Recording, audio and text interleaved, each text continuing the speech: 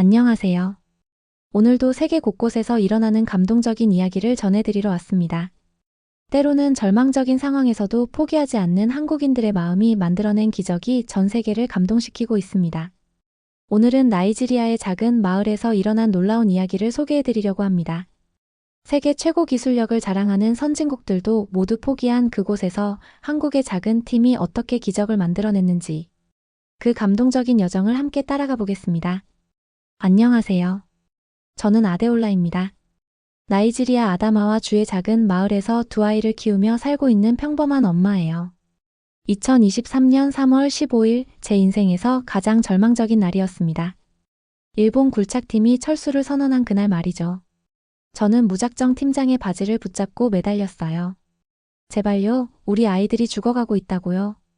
제 손톱에는 흙이 끼어 있었고 무릎은 까져서 피가 났지만 아무것도 느껴지지 않았습니다. 아데올라 씨, 정말 죄송합니다. 하지만 화강암층이 너무 두꺼워서 우리 장비로는 더 이상 불가능해요. 일본 팀장 다나카 씨가 제 손을 부드럽게 떼어내려 했어요. 120m를 팠어요. 세 개의 드릴이 부러졌고 펌프 두 대가 고장났습니다. 옆에서는 오두 촌장님이 땅에 이마를 대고 절을 하고 있었어요. 다른 여인들도 트럭 앞에 들어 누워 길을 막았습니다. 차라리 우리를 밟고 가세요. 어차피 물 없으면 죽는 거예요.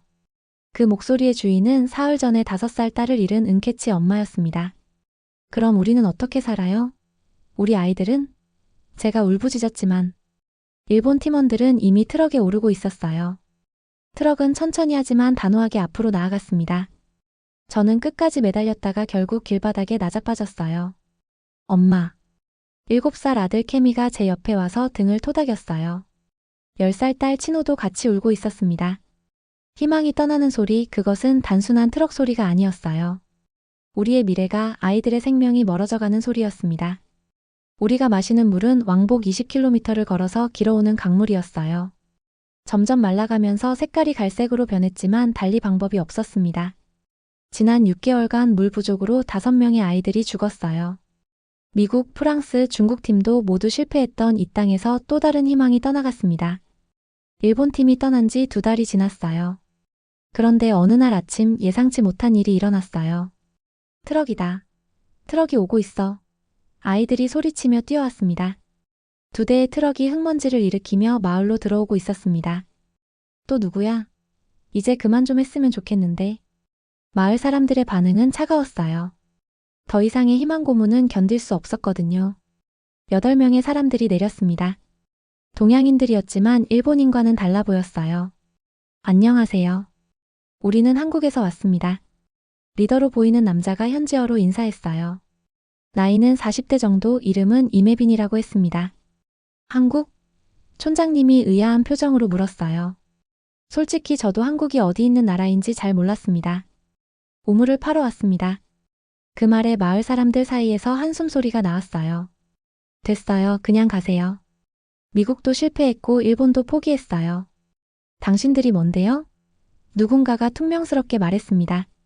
아니에요. 제가 소리쳤어요. 더 이상은 못 견디겠어요. 희망을 주고 떠나는 거 이제 지쳤다고요. 눈물이 났어요. 분노인지 슬픔인지 모를 감정이 북받쳤습니다. 그때 젊은 팀원 하나가 앞으로 나왔습니다. 이름은 송재현이라고 했어요. 그럼 그냥 조사만 하고 갈게요. 파지는 않을게요. 조사요? 네, 왜 다들 실패했는지 알아보고만 가겠습니다. 촌장님이 잠시 생각하더니 고개를 끄덕였어요. 조사만이라면. 하지만 기대는 하지 마세요. 한국팀은 정말 달랐어요. 다른 팀들이 도착하자마자 굴착을 시작했던 것과 달리 그들은 2주일 동안 그저 돌아다니며 조사만 했습니다. 이메빈 씨와 최도윤이라는 지질 전문가는 매일 다른 곳에 흙을 파서 조사했어요. 도대체 뭘 조사하는 거예요? 제가 견디다 못해 물었습니다. 왜 실패했는지 알아야 우리는 다른 방법을 찾을 수 있어요. 최도윤 씨가 흙 묻은 손을 털며 답했어요. 똑같이 하면 똑같이 실패하겠죠. 그 말이 묘하게 가슴에 남았어요. 다른 팀들과는 확실히 달랐습니다. 열흘째 되는 날 한국팀이 마을회관에 사람들을 모았습니다. 큰 종이를 펼쳐놓고 설명을 시작했어요. 이 지역 지하는 세계에서 가장 단단한 화강암층으로 이루어져 있습니다. 이메빈 씨가 그림을 가리키며 말했죠. 미국 팀은 여기서, 중국 팀은 여기서, 일본 팀은 여기서 막혔어요. 모두 같은 화강암층입니다. 하지만 여기는 화강암층이 V자 모양으로 갈라진 곳이에요. 깊이 파야 하지만 가능성이 있습니다. 마을 사람들은 반신반의했어요. 일본 팀도 그런 말 했어요. 결국 실패했고요. 그래서 우리는 서두르지 않을 거예요. 실패해도 괜찮아요. 중요한 건 끝까지 해보는 거예요. 송재현 씨가 덧붙였습니다. 아저씨들은 왜 여기 왔어요? 케미가 갑자기 튀어나와 물었어요. 송재현 씨가 웃으며 무릎을 꿇고 케미와 눈높이를 맞췄습니다. 물이 필요한 사람들을 돕고 싶어서요. 그럼 우리가 뭐가 다른지 보여줄게요. 굴착이 시작되자 한국팀의 일하는 방식은 확실히 달랐습니다. 일본팀이 빠르고 정확하게 일했다면 한국팀은 느리지만 꾸준했어요. 쉬는 시간에도 장비를 정비하고 매일 밤 회의를 했습니다. 왜 그렇게 천천히 해요? 제가 물었어요. 서두르면 실수해요. 우린 한 번에 끝내고 싶어요. 최도윤 씨의 대답이었죠. 더 놀라운 건 그들의 마을 사람들에 대한 태도였습니다. 쉬는 시간이면 아이들과 축구를 했어요. 패스, 패스, 골. 아이들의 웃음소리가 오랜만에 마을에 울려 퍼졌어요. 경기가 끝난 후 한국팀은 라면을 꺼냈습니다. 이게 뭐예요? 라면이에요. 한국 음식이죠. 처음 보는 음식에 친호가 코를 찡그렸지만 한 입 먹어보더니 눈이 동그래졌어요. 맛있어요. 매워도 맛있어요. 저녁이면 모닥불 주위에 모여 앉았어요. 한국도 전쟁 후에는 정말 가난했어요. 물도 부족하고 먹을 것도 없었죠. 임혜빈 씨가 말했어요. 하지만 포기하지 않았어요. 서로 도우면서 여기까지 왔습니다. 그래서 우리를 돕는 거예요? 받은 걸 돌려주는 거예요. 우리도 도움을 많이 받았거든요. 이 사람들은 정말 다른 것 같아. 어느 날 밤 오쿤이 말했어요. 진심이 느껴져. 단순히 일만 하러 온 게 아니야. 저도 그걸 느끼고 있었어요. 처음으로 우리의 아픔을 진정으로 이해하는 사람들을 만난 것 같았습니다. 30m, 50m, 80m. 순조롭게 깊어지는 굴착에 마을 사람들도 점차 관심을 보이기 시작했습니다. 순조롭네. 누군가 조심스럽게 말했지만 바로 입을 다물었어요. 와, 벌써 70이야. 케미가 매일 현장에 가서 숫자를 확인하고 왔습니다. 아저씨들이 말했어요. 곧 물이 나올 거래요. 일주일째 드디어 80m를 넘어섰어요. 마을 사람들도 하나둘 관심을 보이기 시작했습니다. 혹시 이번엔 조용히 해, 말하면 안 돼. 희망을 입 밖에 내는 걸 두려워했어요. 하지만 85m에서 첫 번째 위기가 왔습니다. 딱딱한 층이 나왔어요. 드릴 소리가 달라졌어요. 금속이 돌에 부딪히는 날카로운 소음이었죠. 역시 시작이구나. 다들 예상했던 일이었어요. 한국팀이 모여서 의논했습니다. 각도를 조금 틀어봐요. 몇 시간의 토론 끝에 드릴의 각도를 15도 틀어서 다시 시도하기로 했어요. 이틀 후 드디어 90m를 돌파했어요. 100m. 100m 돌파. 환호성이 터졌어요. 처음으로 마을 사람들이 박수를 쳤습니다. 일본 팀도 못 넘은 깊이였거든요. 엄마, 이번엔 진짜 될 것 같아. 친호가 제 손을 잡고 말했어요. 아직 몰라. 더 지켜봐야 해. 그렇게 말했지만 저도 가슴이 뛰기 시작했어요. 하지만 임혜빈 씨는 진정하라고 손짓했어요. 아직이에요. 진짜는 지금부터예요. 110m를 지나면서부터 상황이 달라지기 시작했어요. 드릴 속도가 현저히 느려졌습니다. 하루에 1m 정도가 나가면 다행인 수준이었죠. 화강암층이 예상보다 두꺼워요. 최도윤 씨의 표정이 심각했어요. 115m에서 첫 번째 드릴이 부러졌습니다. 괜찮아요. 예비가 있어요. 한국팀은 침착하게 드릴을 교체했지만 이틀 후 그것마저 손상됐어요. 이제 마지막 드릴이에요. 분위기가 무거워졌습니다. 120m. 일본 팀이 포기했던 바로 그 깊이에 도달했을 때 드릴이 완전히 멈췄습니다. 안 돼. 제 입에서 탄식이 나왔어요. 꽝, 꽝. 드릴 이 화강암에 부딪히는 소리만 메아리 쳤습니다. 한국팀이 모여서 긴급 회의를 했습니다. 솔직히 말해서 이건 우리 장비로는 무리예요. 한 엔지니어가 말했어요. 일본 팀도 최신 장비로 실패했는데 우리가 뭘 더 할 수 있겠어요? 그래도 포기할 순 없잖아. 송재현 씨가 반박했어요. 여기 사람들 얼굴 봐. 우리가 마지막 희망이야. 다음 날 아침 임혜빈 씨가 마을 사람들을 불러 모았어요. 그의 얼굴은 밤을 새운 티가 역력했습니다. 죄송합니다. 화강암층이 예상보다 두꺼워서. 됐어요. 촌장님이 손을 들어 말을 끊었어요. 충분히 노력하셨어요. 감사합니다. 아직 끝나지 않았어요. 다른 방법을. 그만하세요. 이번엔 제가 나섰어요. 더 이상 희망 고문은 싫어요. 깨끗하게 끝내주세요. 마을 사람들이 하나둘 돌아서기 시작했어요. 엄마. 케미가 제 손을 잡았어요. 눈에 눈물이 고여 있었죠. 아저씨들도 떠나는 거예요? 한국팀이 짐을 싸기 시작했습니다. 케미와 친호는 울면서 집에 들어갔고 저는 부엌에서 눈물을 삼켰습니다. 또다시 실패, 또다시 절망. 사흘째 되는 날 한국팀이 공식적으로 실패를 인정했어요. 최선을 다했지만 죄송합니다. 임혜빈 씨가 깊이 고개를 숙였어요. 마을 사람들은 광장에 모였지만 아무도 말이 없었습니다. 이해합니다. 가세요. 촌장님의 목소리는 담담했어요. 한국팀이 짐을 싸기 시작했습니다. 이상했어요. 다른 팀들이 떠날 때는 마을 사람들이 매달렸는데 이번엔 아무도 그러지 않았습니다. 모두가 멀리서 지켜볼 뿐이었어요. 짐을 거의 다 실었을 때 케미가 갑자기 뛰어나왔어요. 송재현 씨에게 달려가 종이접기로 만든 작은 새를 건넸습니다. 이거 선물이에요. 한국 가서도 우리 기억해주세요. 송재현 씨가 무릎을 꿇고 케미를 안았어요. 절대 잊지 않을게. 약속해. 그 모습을 보던 임혜빈 씨가 갑자기 걸음을 멈췄어요. 먼 곳을 바라보더니 팀원들에게 뭔가 말했습니다. 잠깐만요. 임혜빈 씨가 우리에게 다가왔어요. 혹시 2주일만 더 시간을 주실 수 있을까요? 뭐라고요? 모두가 놀랐어요. 다른 방법을 시도해보고 싶어요. 완전히 다른 접근으로요. 그때 한국팀이 마을 공동묘지 쪽을 지나가고 있었어요. 최근에 세워진 비석들이 유독 많았습니다. 임혜빈 씨가 걸음을 멈췄어요. 저게 다 아이들 무덤인가요? 네. 지난 1년 사이에 제 목소리가 떨렸어요. 그가 천천히 다가가서 비석 하나를 만졌습니다. 친옥후 2018년생 2023년 사망.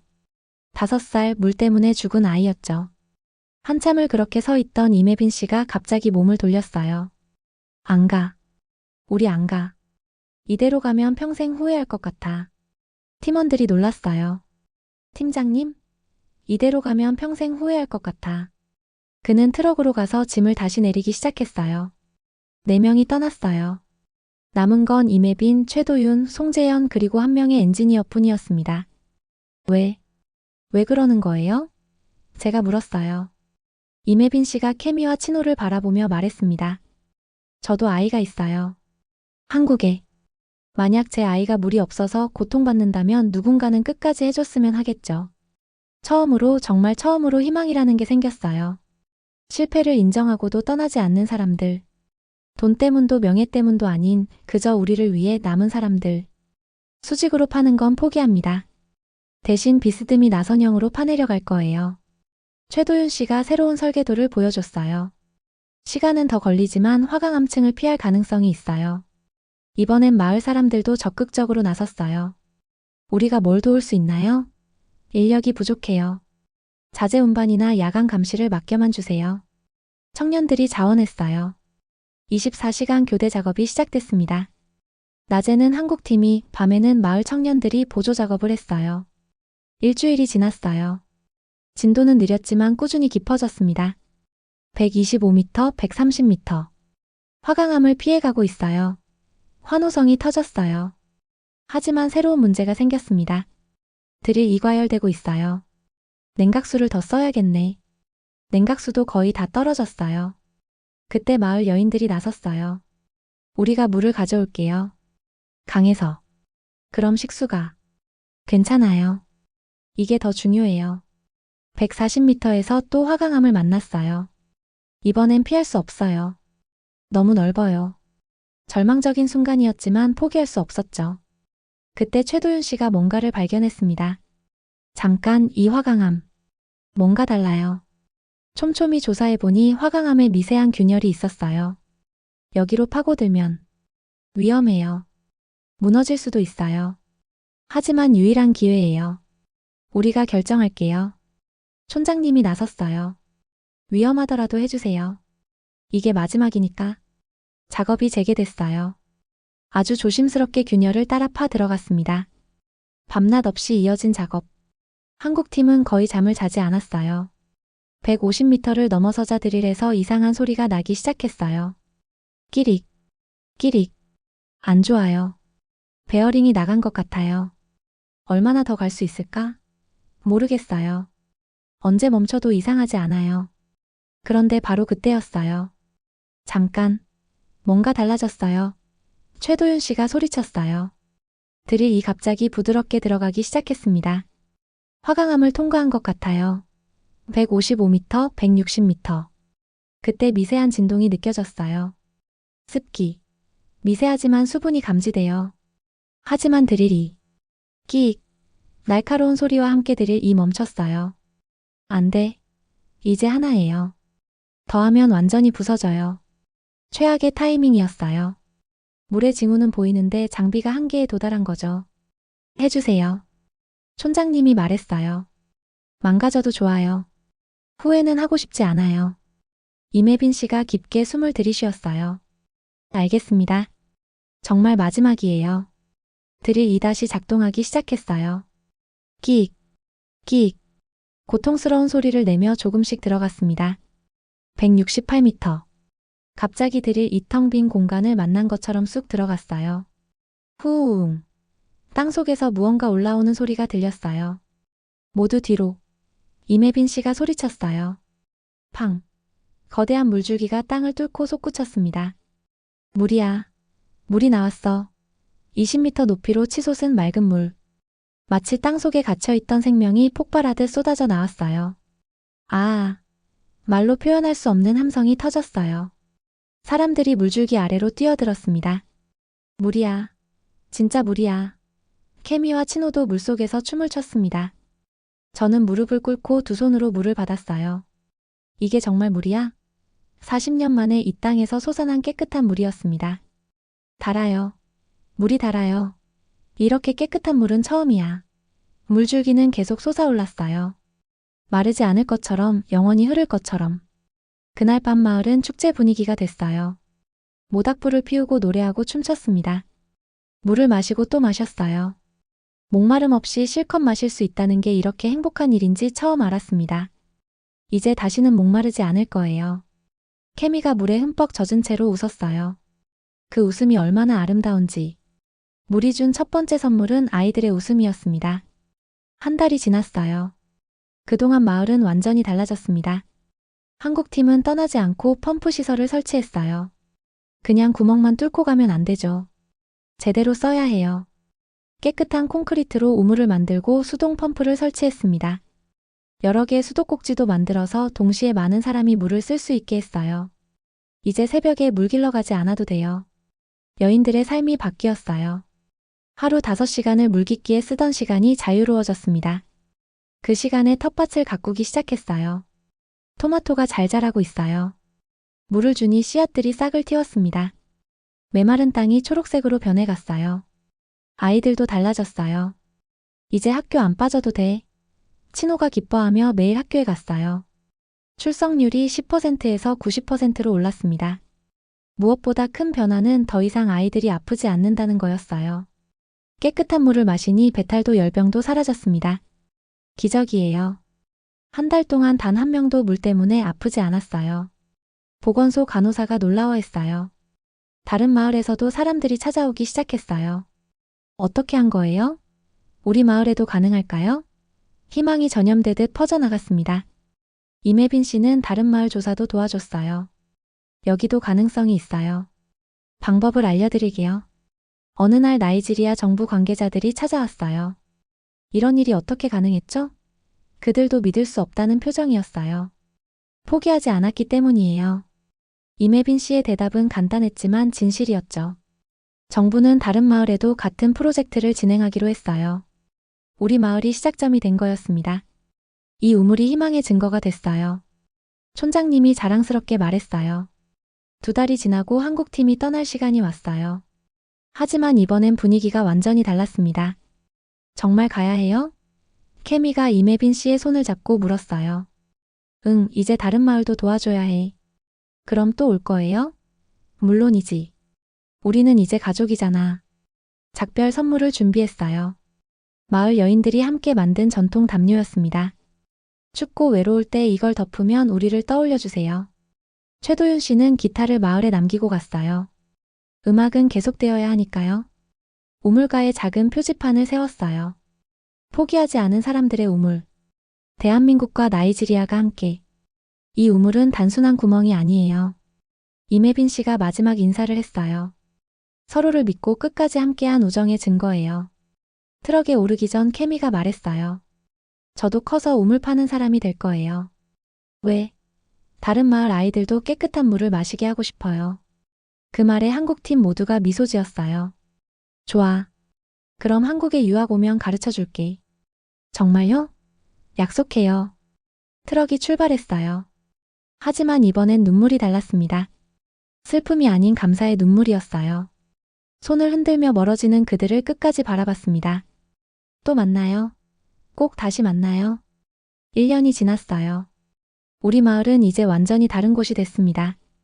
우물 주변으로 시장이 생기고 학교가 커졌어요. 아이들은 건강하게 자라고 있습니다. 케미는 12살이 됐어요. 매일 공부에 열중하고 있죠. 엄마, 저 이번 시험에서 1등 했어요. 정말? 우리 케미 대단하네. 책상 위에는 한국에서 온 편지가 놓여 있었어요. 송재현 씨가 보낸 거였죠. 케미야, 공부 열심히 하고 있니? 약속 잊지 않았어? 기다리게. 나이지리아 정부는 한국식 우물 프로젝트를 전국으로 확대했어요. 수백 개 마을에 깨끗한 물이 공급되기 시작했습니다. 가끔 한국팀의 소식이 들려와요. 다른 나라에서도 우물을 파고 있다고요. 우리 마을 이야기가 희망의 본보기가 됐다고 합니다.